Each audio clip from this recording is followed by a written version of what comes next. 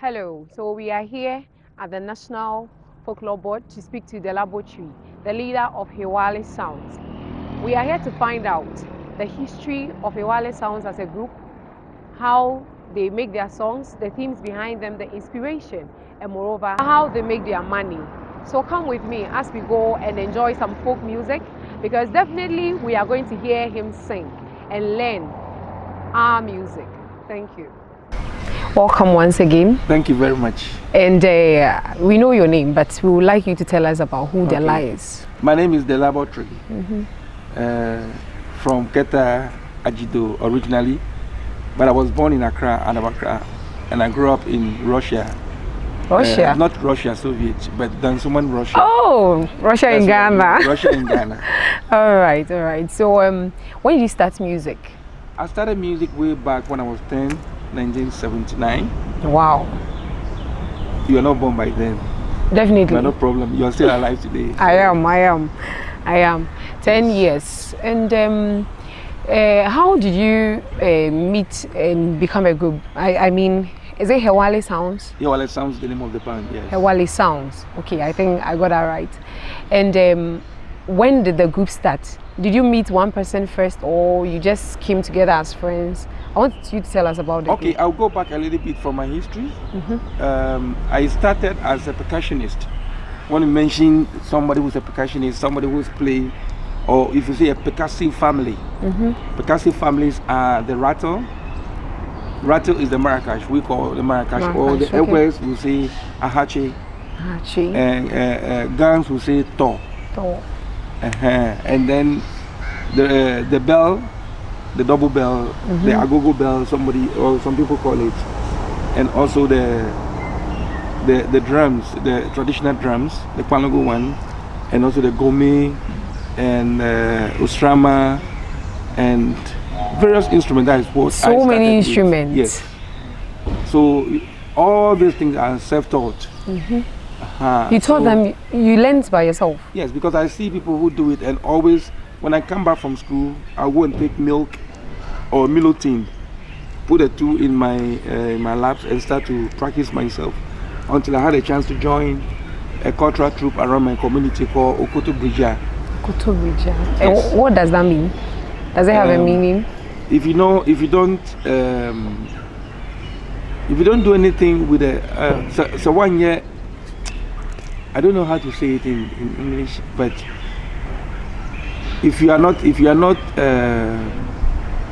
don't put your hand in the charcoal, your hand will never become a black unless you put your hand in charcoal. Yes. Right. Let me just say it this way. Yes, Okoto Brija, Okansuna Obri. Yes, that's what it means. Yes. It's like Bibi and Gigi Pampa So you joined that group? I joined that group, but my late dad didn't want me to play music. Because he thought I would be a vagabond boy, and I also love what I'm doing. So there was another cultural troupe formed around my community. So I had to leave Okoto Brija and then join that group. So when I joined that group, they don't have a percussionist.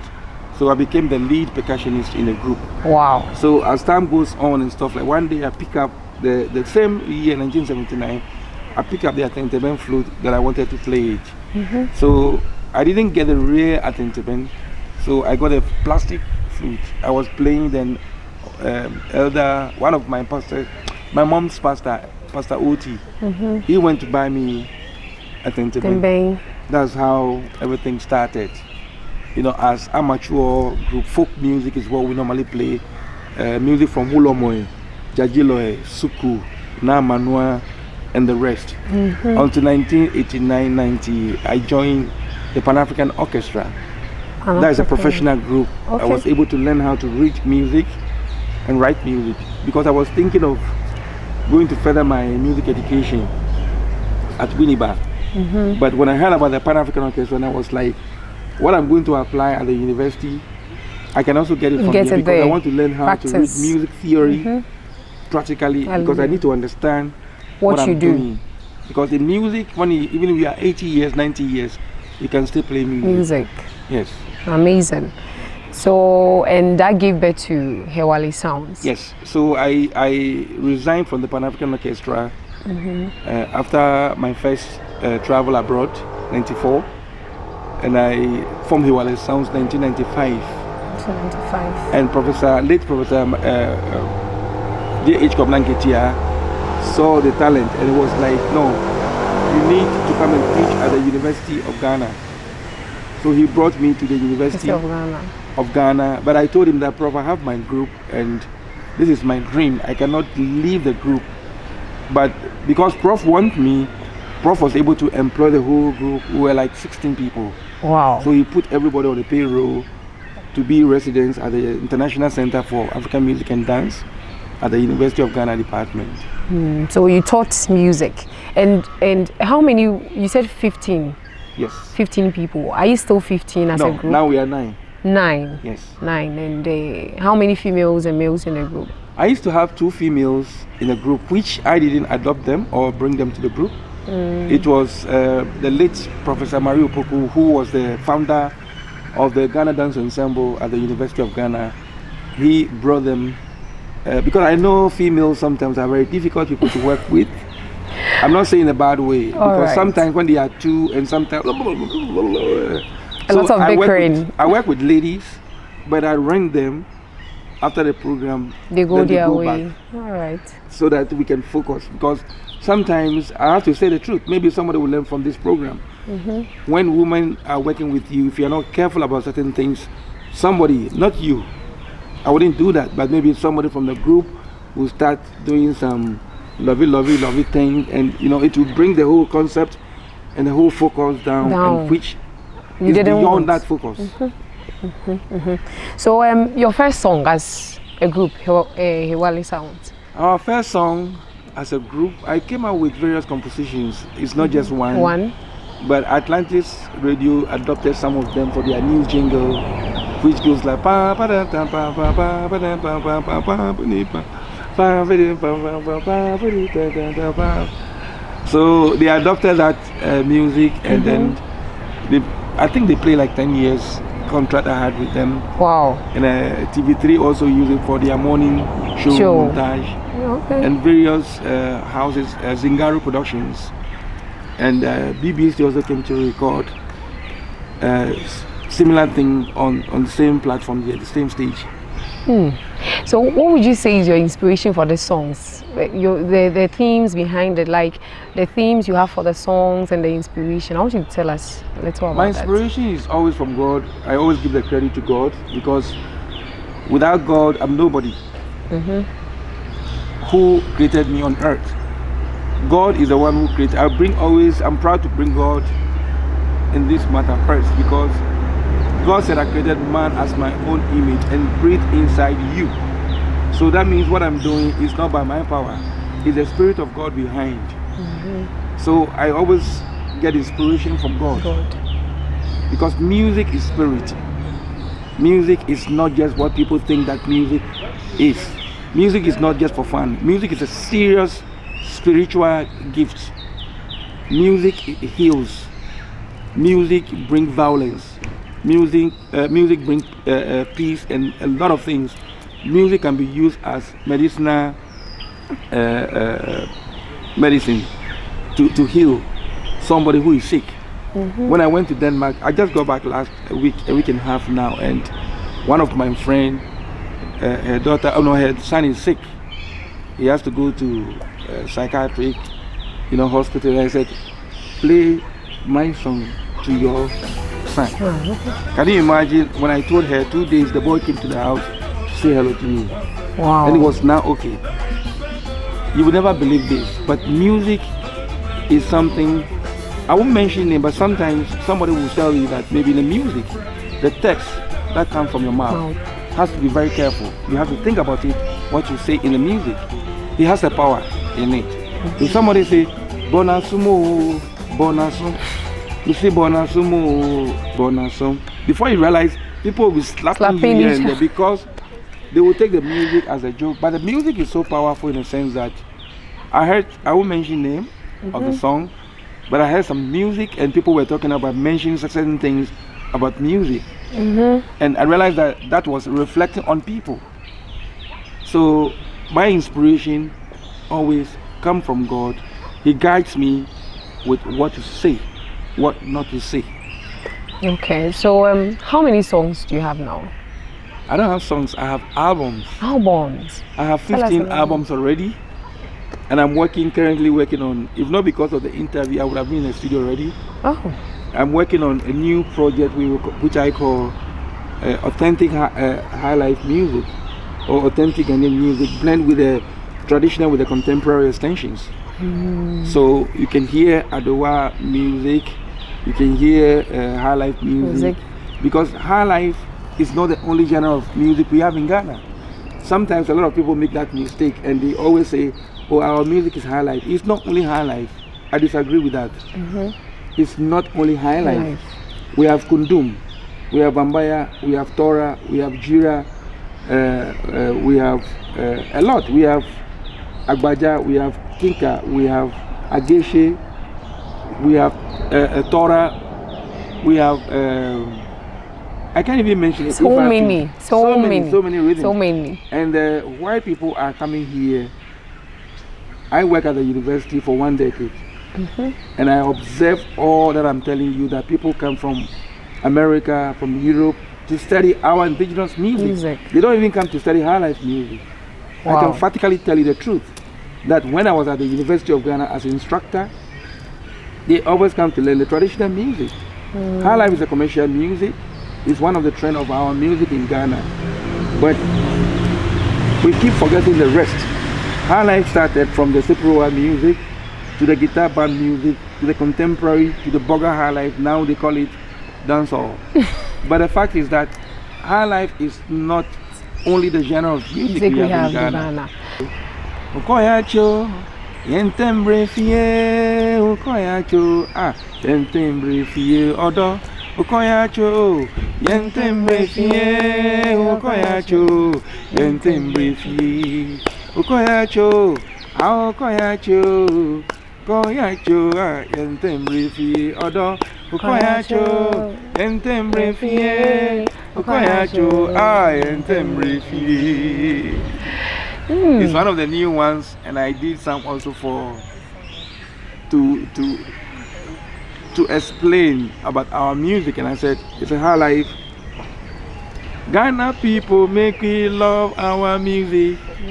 Our music, now we dey talk. Ghana people make we love our music. Our music, now we dey talk. Ghana music,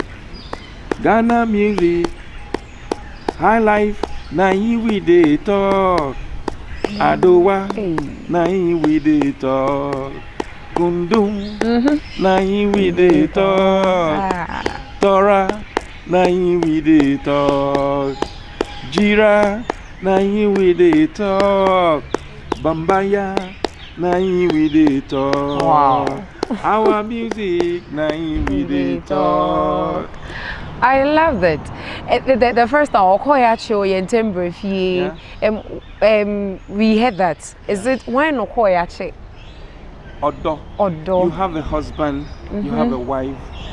You have gone home. You have gone out for some time.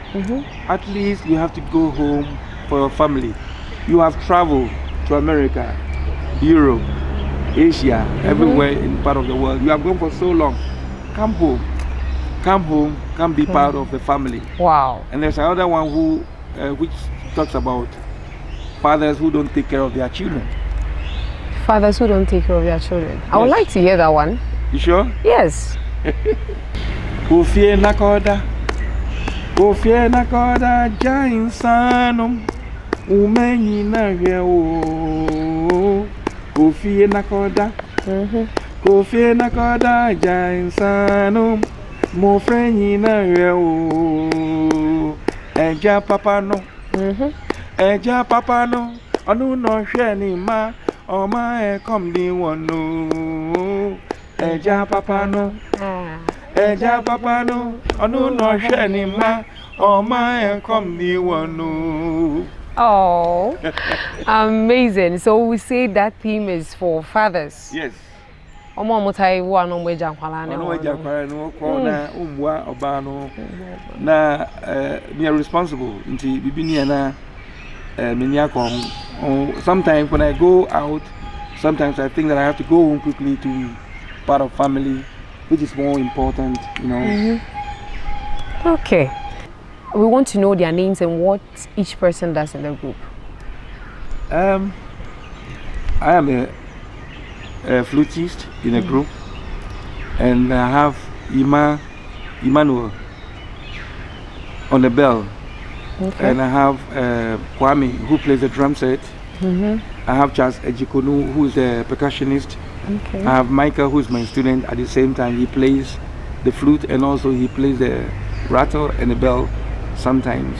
And I have JC on the bass guitar. I have Caleb and Evans also on the guitar. And I have Maxwell Dagati also play the xylophone. Wow. So these are the group. These are the group members now. Okay. And where do you normally perform? Places you've performed, where you started performing, and now? We started performing as a group way back in 1996, from Art Center to the University of Ghana, to private and corporate programs, and then we started traveling abroad. So I travel with a group worldwide. Also, we would like to know some of the places you've been to. We've been to West African countries like Mali, Conakry, Niger, Zende, Togo, Nigeria, Benin, Senegal, Mauritania, South Africa, Egypt, America, Norway, Jordan, Holland, and other countries, Switzerland. What would you say is the biggest stage you guys have performed on? We performed in the American National Day in America, the 4th July. 1999. We were on the biggest platform. Over 10,000 crowd were in the park. Wow. Yes. Amazing. So and now Norway as well, Florida Music Festival and Massa, and we perform for various presidents, for private programs for former late Rollins. He hosted Kampori, Bless Kampori, president from Burkina Faso, and we were the group selected to perform. And my group represented Ghana in Dubai and also South Korea. Wow. Years ago, yes. Wow, you've done great. And with all these places you've been to, let's talk about finances. How is the group, the money, the finances, how do you make your money? You know, definitely you wouldn't be here if the money wasn't good. So tell us, when you started, how are you being financed? I love money. Did you have a sponsor or something before you started making your own money? Professor Nketia, actually we were very lucky. Professor Nketia employed the group. So he put all my guys on payroll because he doesn't want to lose me without working with the university. So Prof put me and also my members on payroll for 10 years. After that we became autonomous, and I came to talk to the Du Bois Center that we needed a place where we can base. So Du Bois accepted us here to affiliate with them, and then we have to serve them with the performances, but we have to work on our own now to survive. And God being so good, sometimes I have private lectures I have to do online teaching. Sometimes I have to travel and teach in various universities like University of Colorado, Basel University, Sibelius Academy in Finland, and also the Royal Dutch Conservatory in Holland. So all these things brings money. Yes, because you cannot survive if you are not, and you have to show that you are surviving through the music, because that's what I do for my living. How will I get money to buy fuel in my car? You understand? When you are inviting me for the interview, I have to make sure I have a fuel in the car to come to serve the humanity. Wow. Yes. Wow. So estimate in a year, how much do you guys make? I don't have an accountant because I pay the boys straight from whatever we get. Okay. I have to pay them, because if you don't pay them, they cannot also survive. Sure. And I don't pay them.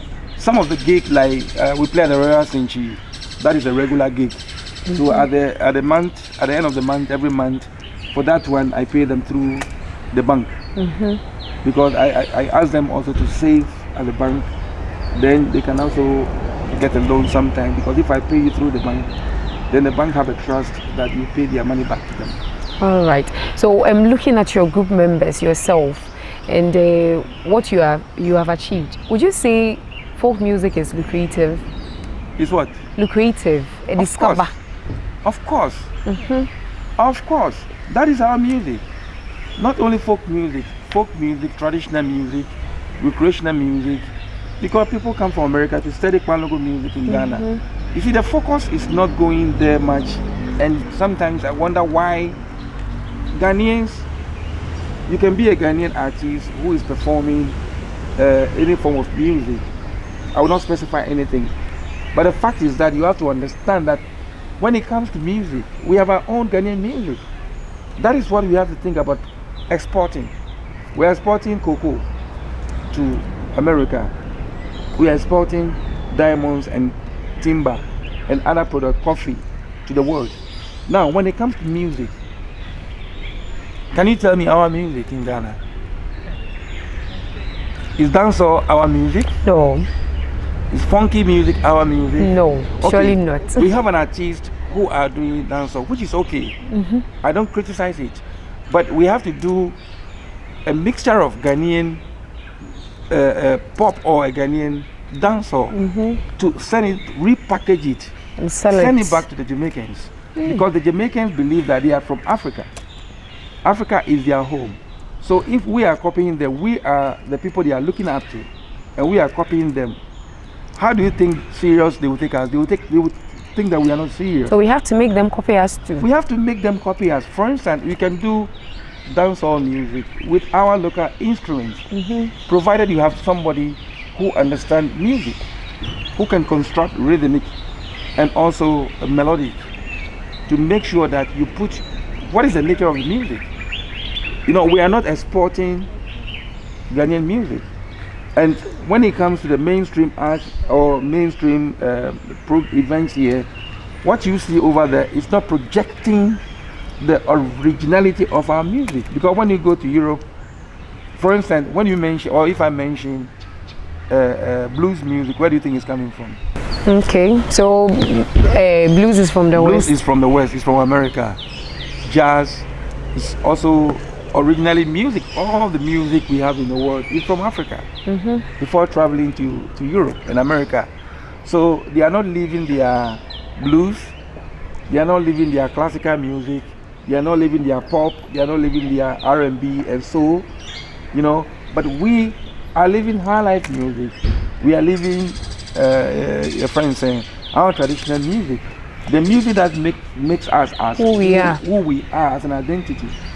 You know, that's what. Well, thank you for your time. I think we enjoyed it, and we'll take everything you've said, okay, and apply it. Thank you very much. Thank you for coming.